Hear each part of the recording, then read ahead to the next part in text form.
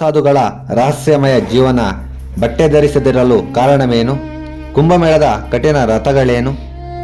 ನಗ್ನವಾಗಿ ದೇಹಕ್ಕೆ ಭಸ್ಮ ಹಚ್ಚಿಕೊಂಡು ಬದುಕು ಸಾಗಿಸುವ ಈ ಯೋಧ ಸನ್ಯಾಸಿಗಳು ಇಂದಿನ ಇತಿಹಾಸ ಕಠಿಣ ರಥಗಳೇನು?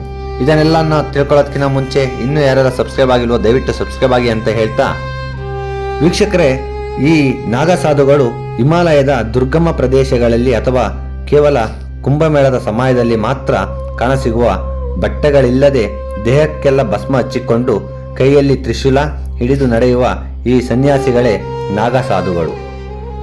ಇವರು ಸಾಮಾನ್ಯ ಜೀವನದಿಂದ ಸಂಪೂರ್ಣವಾಗಿ ದೂರವಿದ್ದು ಅತ್ಯಂತ ಕಠಿಣವಾದ ಆಧ್ಯಾತ್ಮಿಕ ಅಭ್ಯಾಸಗಳನ್ನು ಅನುಸರಿಸುತ್ತಾರೆ.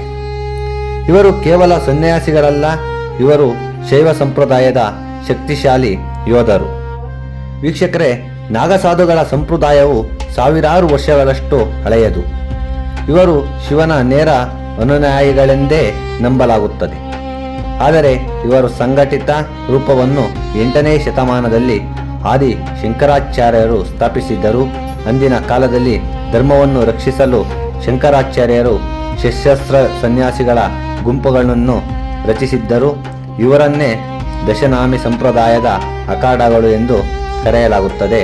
ಈ ಅಖಾಡಗಳು ಉದಾಹರಣೆಗೆ ಜುನ ಅಖಾಡ, ನಿರ್ವಾಣಿ ಅಖಾಡ ಧರ್ಮವನ್ನು ಬಾಹ್ಯ ಶಕ್ತಿಗಳಿಂದ ರಕ್ಷಿಸುವ ಯುದ್ಧದ ಪಾತ್ರವನ್ನು ನಿರ್ವಹಿಸುತ್ತಿದ್ದವು. ಆ ಕಾರಣಕ್ಕಾಗಿಯೇ ಇವರು ಸೈನಿಕರಂತೆ ಕಠಿಣ ಜೀವನ ನಡೆಸುತ್ತಾರೆ. ವೀಕ್ಷಕರೇ, ನಾಗಸಾಧುಗಳ ಜೀವನ ಅತ್ಯಂತ ಕಠಿಣ. ಇವರು ಸಾಮಾನ್ಯ ಜನರಿಗೂ ಊಹಿಸಲು ಸಾಧ್ಯವಾಗದಂತಹ ತಪಸ್ಸನ್ನು ಮಾಡುತ್ತಾರೆ. ದಿಗಂಬರತ್ವ, ನಗ್ನತೆ. ಇವರು ಬಟ್ಟೆ ಧರಿಸದಿರಲು ಮುಖ್ಯ ಕಾರಣ ಜಗತ್ತಿನ ಕಲ್ಪನೆಗಳು ಮತ್ತು ಮಾಯೆಯ ಬಂಧನದಿಂದ ಮುಕ್ತರಾಗಿದ್ದೇವೆ ಎಂದು ತೋರಿಸಲು ಅವರಿಗೆ ಆಕಾಶವೇ ವಸ್ತ್ರ. ದೇಹಕ್ಕೆಲ್ಲ ಶವದ ಭಸ್ಮ ಹಚ್ಚಿಕೊಳ್ಳುತ್ತಾರೆ. ಇದು ಅಹಂಕಾರವನ್ನು ನಾಶ ಮಾಡುವ ಮತ್ತು ಬದುಕು ನಶ್ವರ ಎಂಬ ಸತ್ಯವನ್ನು ನಿರಂತರ ನೆನಪಿಸುವ ಸಂಕೇತ. ಜಟ ಮತ್ತು ತ್ರಿಶೂಲ. ಉದ್ದನೆಯ ಜಡೆ ಮತ್ತು ಕೈಯಲ್ಲಿ ತ್ರಿಶೂಲವನ್ನು ಹೊಂದಿರುತ್ತಾರೆ.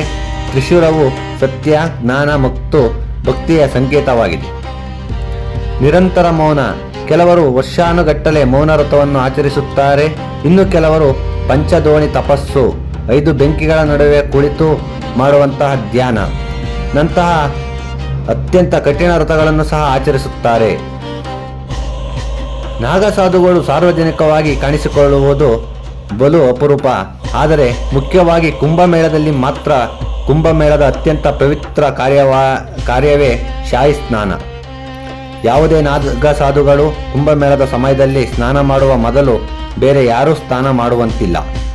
ಸಾವಿರಾರು ನಾಗಸಾಧುಗಳು ತಮ್ಮ ಅಖಾಡಗಳ ಧ್ವಜದ ಅಡಿಯಲ್ಲಿ ನದಿಯತ್ತ ಹೊರಟು ಮೈ ತುಂಬ ಭಸ್ಮದೊಂದಿಗೆ ಹರ್ಷೋದ್ಧಾರದಿಂದ ಪವಿತ್ರ ಸ್ನಾನ ಮಾಡುತ್ತಾರೆ.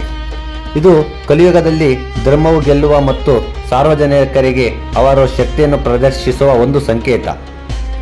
ವೀಕ್ಷಕರೇ, ನಾಗಸಾಧುಗಳ ಜೀವನವು ನಮಗೆ ಹೇಳುವ ಅಂತಿಮ ಸಂದೇಶ ಒಂದೇ: ಆಧ್ಯಾತ್ಮಿಕ ಮುಕ್ತಿಯನ್ನು ಪಡೆಯಲು ಕಠಿಣ ಶಿಸ್ತು ಮತ್ತು ತ್ಯಾಗ ಅಗತ್ಯ. ಅವರು ನಮ್ಮ ಸಮಾಜದಿಂದ ದೂರ ಉಳಿದಿದ್ದರೂ ಅವರ ತಪಸ್ಸಿನ ಶಕ್ತಿಯು ಈ ಜಗತ್ತಿನಲ್ಲಿ ಧರ್ಮವನ್ನು ಮತ್ತು ಸಕಾರಾತ್ಮಕ ಶಕ್ತಿಯನ್ನು ಕಾಪಾಡುತ್ತದೆ ಎಂದು ನಂಬಲಾಗಿದೆ. ಅವರ ಜೀವನ ನಮ್ಮ ಸಾಮಾನ್ಯ ಸಮಸ್ಯೆಗಳಿಗಿಂತ ಆಚೆಗಿನ ಆತ್ಮಸಾಕ್ಷಾತ್ಕಾರದ ಮಹಾನ್ ಗುರಿಯನ್ನು ತೋರಿಸುತ್ತದೆ. ಈ ರಹಸ್ಯಮಯ ಜಗತ್ತಿನ ಕುರಿತು ನಿಮಗೆ ಇನ್ನಷ್ಟು ತಿಳಿದುಕೊಳ್ಳಬೇಕಾದರೆ ಕಮೆಂಟ್ ಮಾಡಿ, ವಿಡಿಯೋವನ್ನು ಲೈಕ್ ಮಾಡಿ ಮತ್ತು ಅಪರೂಪದ ಮಾಹಿತಿಗಾಗಿ ನಮ್ಮ ಚಾನಲ್ಗೆ ಸಬ್ಸ್ಕ್ರೈಬ್ ಆಗಿ. ಓಂ ನಮಃ ಶಿವಾಯ ಎಂದು ಕಮೆಂಟ್ ಮಾಡಿ ವೀಕ್ಷಕರೇ.